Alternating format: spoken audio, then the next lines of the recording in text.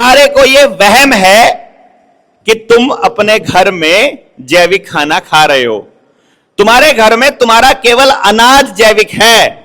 खेत में आने वाली सब्जी वो बेशक जैविक हो सकती है, लेकिन जो चीज तुमने बाजार से ली है या जो तुम्हें बाजार से लानी पड़ती है, तो दूसरे किसान ने वो बाजार के लिए उगाई है, दूसरा किसान उस पर रसायन छिड़क कर दे रहा है। तो बाजार से आने वाली प्रत्येक चीज के ऊपर जहर छिड़का जा चुका है। हां यार, ये तो सही है, तो फिर इससे किसको फायदा होगा, किसको नुकसान होगा?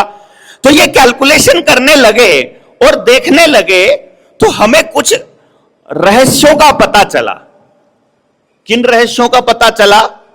और फिर स्कूल खुलने के पीछे, आपके बच्चों का सिलेबस बनने के पीछे, आपके बच्चों की नौकरियों के पीछे और आपकी कंपनियों के पीछे कुछ चीजों का पता चला जो नॉर्मली हमारे बच्चों को और हमें कभी पता नहीं चलेगा जब तक हम अपनी रिसर्च खुद करना नहीं सीखेंगे।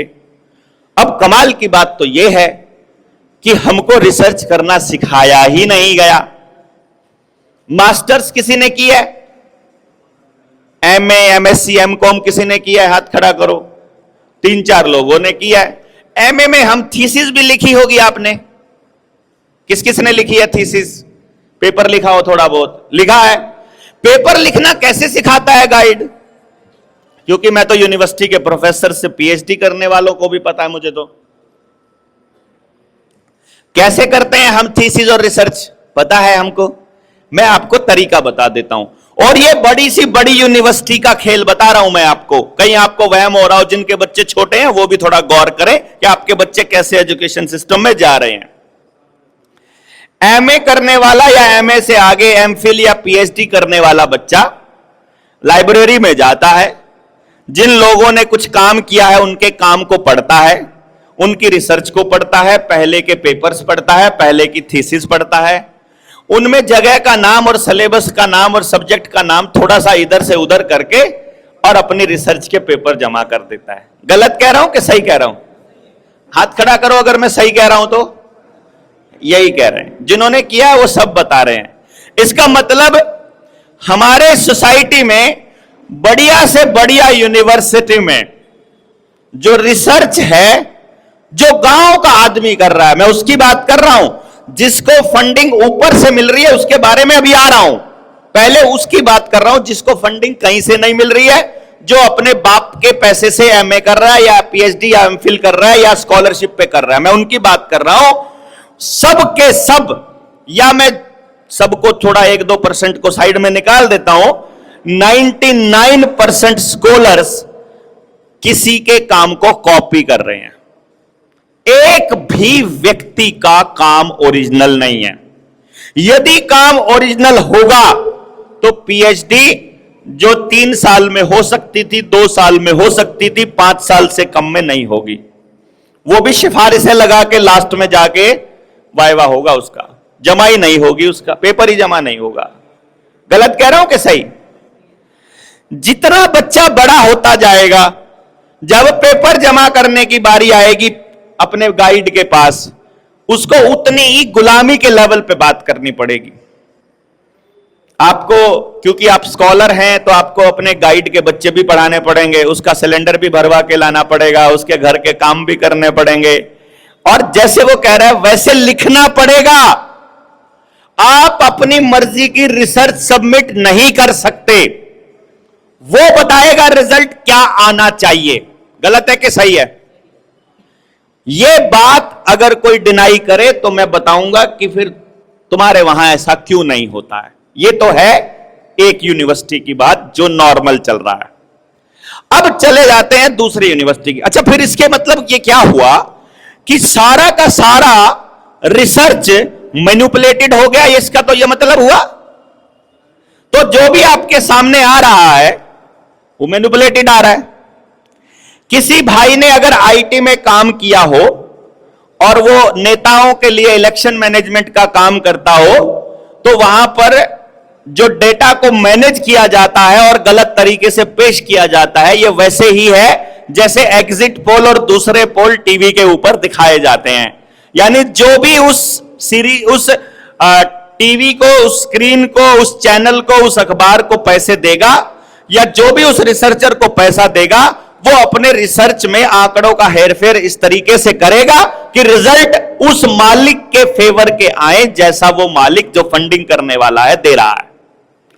यानी कि एक रिसर्च ये कहती है कि 99.9% रिसर्च के रिजल्ट वो होते हैं जो उस रिसर्च को फंडिंग देने वाला चाहता है। समझ गए?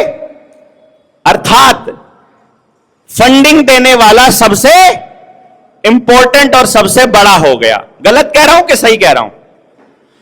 जो नए नए अस्पताल खुले हैं, उन अस्पतालों में किसी का मेडिकल स्टोर या किसी का लैब या किसी को वास्ता पड़ा हो, या उन आपके घर में जानकारी में कोई वहां काम करता हो तो हाथ खड़ा करें प्लीज। कोई भी आदमी जो वहां के कार्य प्रणाली को जानता है, काम करने के तरीके को। नया अस्पताल जो खुला है, जानते हैं? अब आप जानते हैं तो इसलिए मैं कह रहा हूं, अगर मैं गलत कह रहा हूं तो मुझे बताना।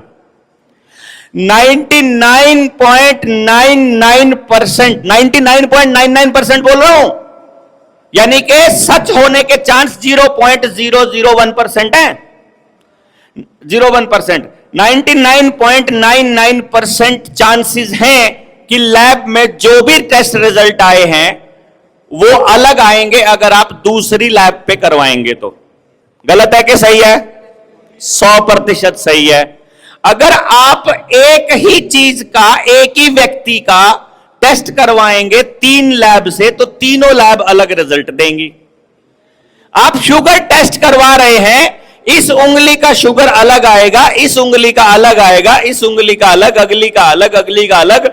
10 उंगलियों का शुगर टेस्ट कराएंगे तो एक ही आदमी की 10 उंगलियों के 10 रिजल्ट आएंगे।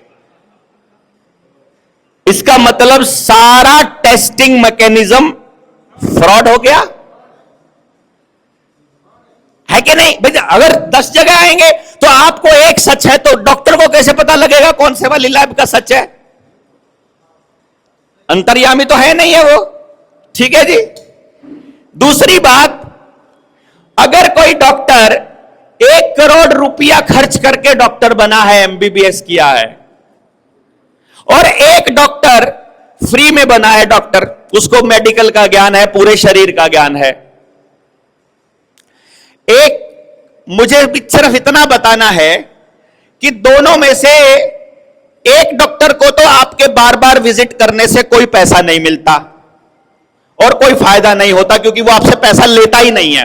वो आपको सलाह दे रहा है फ्री में कि ये दवाई ले लो, तुम ठीक हो जाओगे। और दूसरा डॉक्टर प्रिस्क्राइब कर रहा है कि तुम ये दवाई ले लो, ठीक हो जाओगे। लेकिन जितनी बार भी जा रहे हो, आपको टेस्ट से कमीशन भी मिलता है, दवाई बेचने से उसका कमीशन भी मिलता है, और 500 रुपए की पर्ची भी कट रही है। तो कौन सा डॉक्टर चाहेगा कि आप जल्दी ठीक हो जाओ? मोटी फीस वाला कि थोड़ी फीस वाला? थोड़ी फीस वाला सोचेगा यार रोज तीसरे दिन बुलाना पड़ता है, खामखाई दिमाग खराब करता है, डॉक्टर साहब ये कैसे होगा, ये कैसे होगा, इसको जल्दी ठीक करके घर भेजो, फालतू चक्करों में दिमाग खराएगा। लेकिन जिसको पैसा मिल रहा है वो तो जितनी मर्जी दवाई प्रिस्क्राइब कर दे, उसको क्या फर्क पड़ता है? क्योंकि हमें अखबार पढ़ने की आदत नहीं है, और अगर आदत है तो हमको अखबारों का विश्लेषण करने की आदत नहीं है। कोविड-19 के दौरान 6 महीने का केवल एक टैबलेट डोलो 650, जिसका चर्चा सब जगह चला था, सिर्फ 6 महीने का एक टैबलेट का कमीशन था 10,000 करोड़ रुपया। केवल कमीशन, प्रॉफिट की बात नहीं कर रहा हूं, जो डॉक्टरों को कमीशन दिया फार्मा कंपनियों ने। कितना? 10,000 करोड़। एक टैबलेट की बात कर रहा हूं, बाकी तो छोड़ ही दो। सोचो कि क्या हाल होता होगा। अच्छा जी, स्कूल में ऐसा चल रहा है, अस्पताल में ऐसा चल रहा है।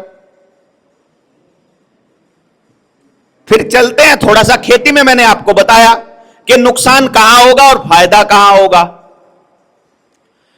अब मैं थोड़ा सा इधर उधर घूमने लगा तो चर्चा करने लगा, रिसर्च करने लगा, ये कंपनी किसकी है, ये यूनिवर्सिटी किसकी है।